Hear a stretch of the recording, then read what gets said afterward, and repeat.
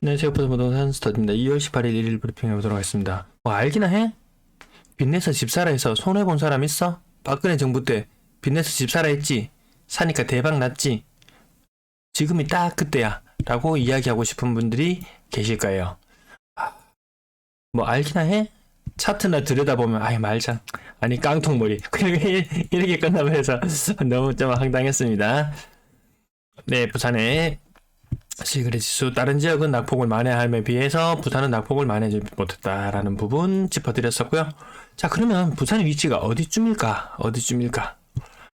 여기일까? 야, 코로나 이후에 살짝 꺾였다가 지금 코로나 이후에 급반등한 이후에 이제 조정받고 있는 거야. 정부에서 빚내서 집 사라 하니까 다시 집값은 야금야금 지금은 눈치를 보면서 조금씩 반등하고 있지만 급등하는 시기가 올 거야, 연진아. 네, 모르겠어요. 뭐 여기라고 생각하시는 분들은 과감하게 뛰어들면 되죠. 근데 돈이 뭐 이러고 있을지도 모르겠어요.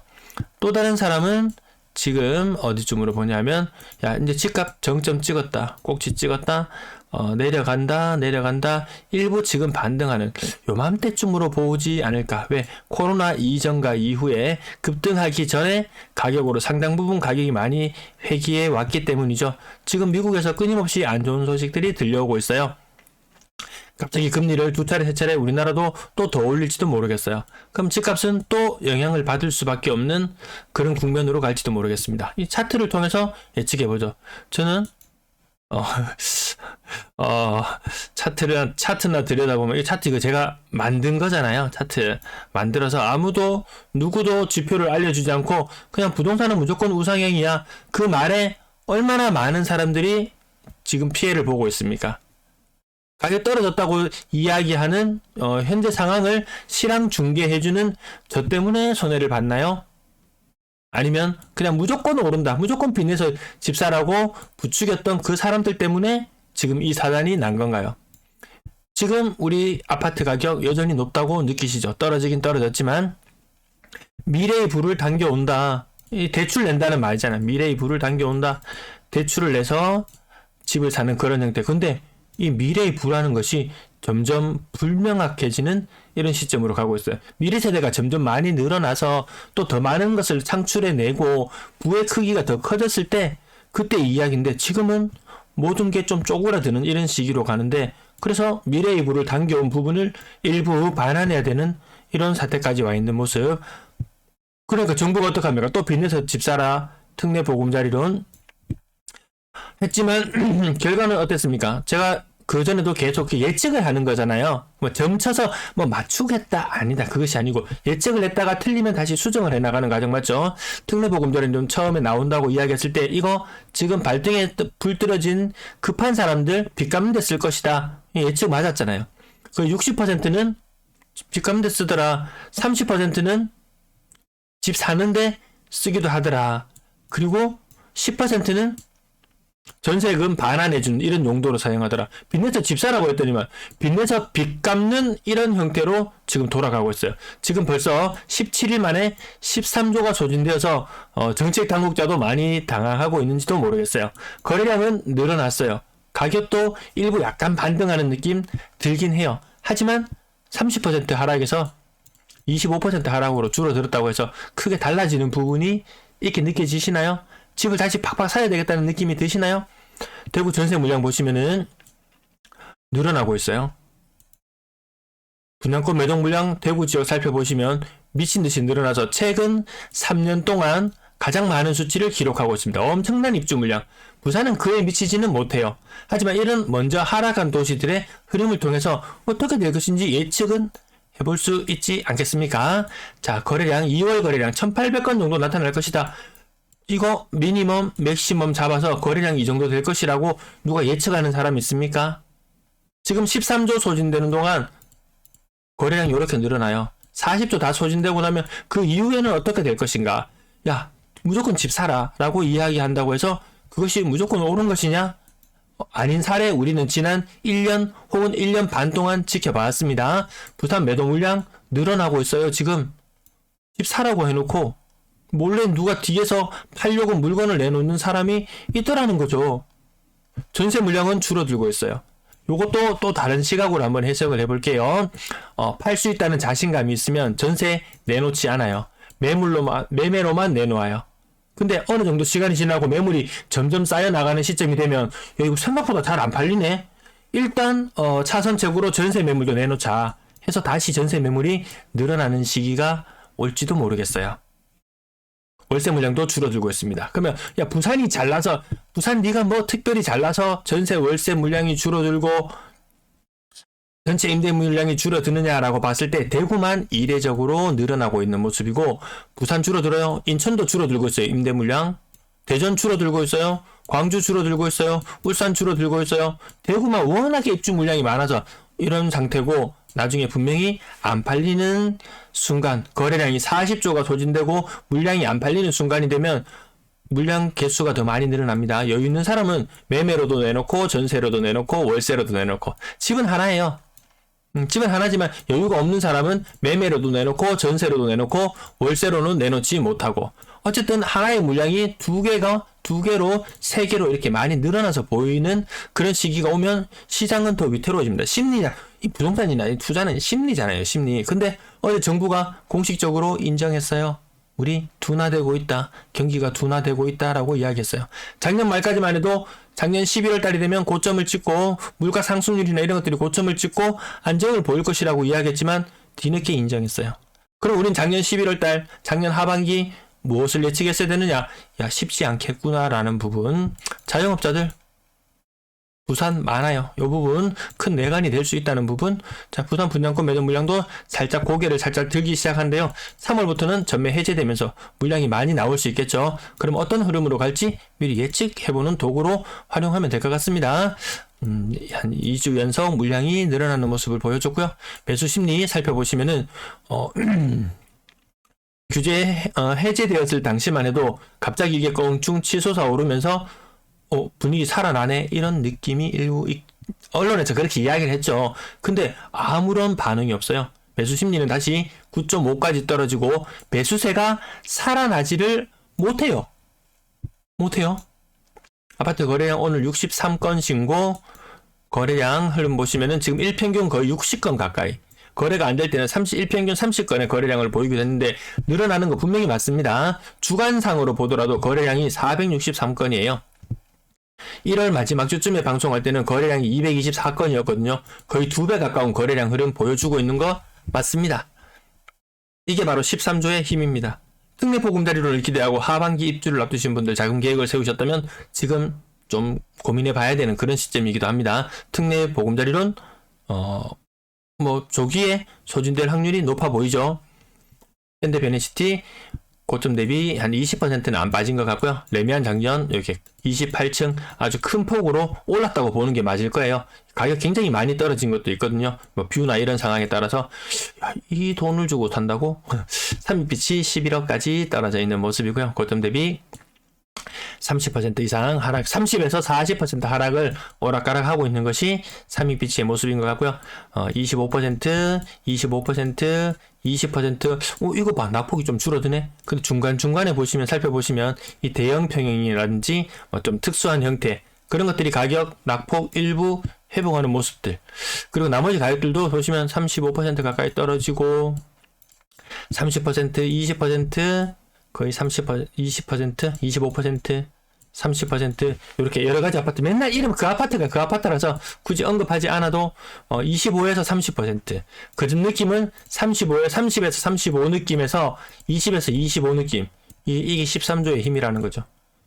40조 다 소진되고 나면 그 이후에는 어떻게 될 것인가. 아까 테슬라 차트처럼 지금 확 다시 반등했다가 떨어질 것인지 아니면 돈 다 소진되고 나서 다시 급반등을 할 것인지 그것을 예측해보고 하는 거죠. 근데 예측은 하지만 실질적으로 대응하는 것은 쉽지 않죠. 그래서 이게 말 그대로 부동산이에요.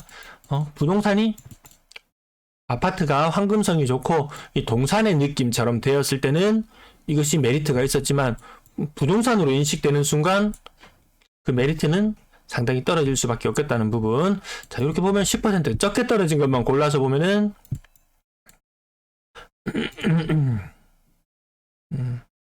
네, 여기 35, 거의 한 40 정도. 뭐 적게 떨어진 거만 골라서 보면은 일부 뭐 괜찮아지고 있네 요렇게 느끼시는 분도 분명히 계실 거예요. 왜? 누군가는 특정한 의도를 가지고 조금만 떨어지는 것들만 골라서 보여줄 수도 있고, 예, 전 다 보여드려요. 일단 그 이후에 판단은 스스로 하시면 됩니다. 스스로 판단할 수 있는 자료로 활용하라고 제가 이 내용을 만들어 드리는 것이지, 뭐 사라 팔라 저는 이야기하는 사람도 아니고, 부동산을 통해서 제가 뭐 이익을 보려는 것도 전혀 없고, 야, 니 그 뭐 제목 팔이하고 해가지고 유튜브 해가지고 돈 벌려고 하는 거 아니냐라고 하신다면, 저처럼 이렇게 해보시면은, 야, 이거 사람 할지 못 된다. 아, 나 같으면 당장 저도 매번 고민하잖아요. 이걸 당장이라도 접어야 되나 말아야 되나를 수도 없이 고민합니다. 누군가에게는 필요한 내용일 것이다. 네, 감사히 시청해주시는 여러분들 덕분에 계속해서 자료는 나갑니다. 이거 진짜 돈 보고 하면 못해요. 돈 보고 하면 못합니다. 이 빤한 이 부산 부동산 요 지역 인구 330만 지역, 물론 뭐 또 양질의 컨텐츠를 만들어내면은 또 많은 또 수익을 거둘 수도 있겠지만, 저도 이거 그냥 잠깐 짬을 내서 하루 중에 잠깐 짬을 내서 보여드리는 그런 부분이라서 이걸로 저는 돈 벌 생각도 없고, 네, 그렇습니다. 억울하게 예전에도 많이 말씀드렸는데, 정말 바쁘게 살고 막 정말 해갖고 몇 배 빠지게 돈 모아가지고 더 보니까 웬걸 집값은 천정부지가 되어 있고, 안 되겠다, 지금이라도 사야 되겠다, 이렇게 사가지고 보니까, 야, 와, 이 사람의 세월이, 인생에서 세월이, 이거 1,000만 원을 거의 1년, 왜 보통 중산층 가구들이 1년 정도 살고 나면, 돈 쓰고 나면 1,000만 원 정도 저축하는 게 가장 그냥 보통 일반적인 모습이니까요. 야, 니 그거밖에 못 보나 라고 이야기할지도 모르겠지만, 이게 그냥 평균적인 모습이에요. 집값 2억 3억 한 방에 훅훅 변하는 모습들 보셨잖아요. 이것도 한 방에 보면은 웬만한 아파트들 가격 한 2억씩 1억씩 훅훅 하거든요. 이거 한 사람의 인생에서 세월이 이렇게 오락가락 하는데, 집값이 그냥 이렇게 올라가면 인정. 그래, 인정. 그럴 수도 있겠다. 그 지금은 이렇게 되어 있는 상태. 누군가는 여기에서 사게 되면은, 맞죠. 그래서 이게 돈도 좀 있고 여유 있는 분들은 오히려 더 공부를 많이 하시고 자료를 더 많이 접하시고 더 그렇게 뭐 체계화된 그렇게 내용들을 만들어내는데, 대다수의 사람들은 묵고 살기 바쁜데 하루에 이거 10분 짬 내가지고 보려고 해도 그럴 겨를도 안 나는 분들도 많으신데, 참고가 되시기를 바라고요. 끝난 거래대금은 떨어지는 추세, 거래량은 3,000건을 돌파해 줘야 되는데 거기까지는 가기는 힘들어 보입니다.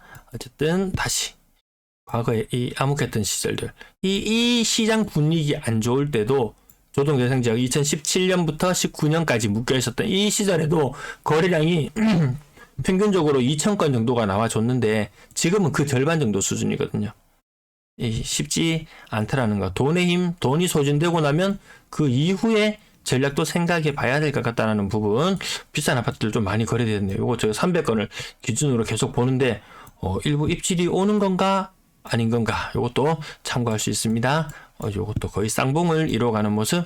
분양권 거래량 11건. 분양권 부산분들, 여기도 보시면은 웬만하면 5억 밑으로더라. 웬만하면 5억 밑으로 거래가 된다는 이 부분. 전세 거래량 161건, 전세 거래량 많습니다. 네, 전세 거래량 계속 많은 흐름. 요 중에서 하루에 한 150건 정도 신고되면 임대 아파트 거래가 한 비중이 한 10% 정도, 뭐 그 정도는 차지하고 있는 것 같습니다. 네, 전세 가격도 계속 빠지는 부분들 제가 표시를 할 때도 있고 안 할 때도 있고, 2.5억, 4억. 레미안 장전 아까 좀 특수한 그런 형태들 보시면은 가격이 11억, 12억 했지만 전세 가격이 4억 정도 수준이더라. 그러면 제가 특별한 무슨 층이 있거나 특별한 뷰가 있거나 그런 것도 찾으시는 분들은 또 비싼 값을 주고 살 수는 있겠지만, 일반적으로 이 매매가 전세 가격 곱하기 이 정도에서 보면 되는 그런 상황. 네, 7, 8억 가는 아파트는 그 정도 상황. 상당수의 아파트가 이런 모습이죠. 레미안 장전. 그럼 가격이 무엇인가가 조금 왜곡될 수도 있어요. 그것이 증여성 매매가 되었건 무엇이 되었건 또 왜곡되어 보여질 수 있는 부분도 있다라는 부분. 그리고 제가 정확하게 다 상황을 알 수 있는 부분도 아니고, 늘상 말씀드리지만 댓글에 옳은 내용 남겨주시면 됩니다. 어제 삼익빛이 가격 굉장히 똑같은 34평형의 3익피치였는데 어떤 거는 뭐 13억이었나요? 14억이었나요? 또 하나는 뭐 10억, 뭐 요렇게 거래가 되었을 때, 어떤 분이 글을 남겨주시더라고요. 그거 비싸게 됐는 거 니는 아무것도 모르잖아. 라고 이야기하지 말고, 그냥, 요거는 뷰가, 달라가지고, 비례율 아니고, 그거 뭐라 그러죠? 감정평가 금액이 더 높게 나타나기 때문에 그렇다라고 이야기하시는데, 근데 같은 국평인데, 감평가가 막 3, 4억씩 이렇게도 차이가 나나요? 저는 그건 좀 약간 아리송하기는 하더라고요. 자, 돈 많이 돌려줘야 되는 상황 여전히 나타나고 있다라는 부분. 5억 중반까지 갔던 것이 3억으로. 임차인의 부담은 똑같습니다. 지금 금리 때문에 임차인의 부담은 똑같다. 임차인이 특별히 더 많이 힘들어 보이는 부분도 있겠지만 어차피 받아놓은 돈 아닙니까? 돌려줘야 안 되겠습니까? 네, 4억 중반까지 갔던 것이 2억 중반으로 내려오는 것이 가장 흔하게 나타나고요. 생각보다 이게 이제 반토막 나는 느낌의 거래가 점점 더 많이 늘어난다는 부분들 아마 체감하실 수 있을 것 같습니다. 뒷부분들 4억 이상의 전세를 산다는 것은 상당히 호사를 노리는 거다. 얼마 전까지만 해도 4억 전세 막 껌값이지 뭐. 은행에 가면 대출 뭐 80% 가까이 대출 내주면은 뭐 4억짜리 집 해봐야 이거 내 돈 한 1억을 채 가지고 있지 않더라도 80% 대출 내가지고 대출금리 뭐 한 2.5% 3억 대출 내 1년에 750만원 그것만 한 달에 한 60만원 정도 되는 건 뭐 아무것도 아닌 것처럼 느껴졌지만 이게 2배로 되니까 좀 생각이 달라지더라는 거죠.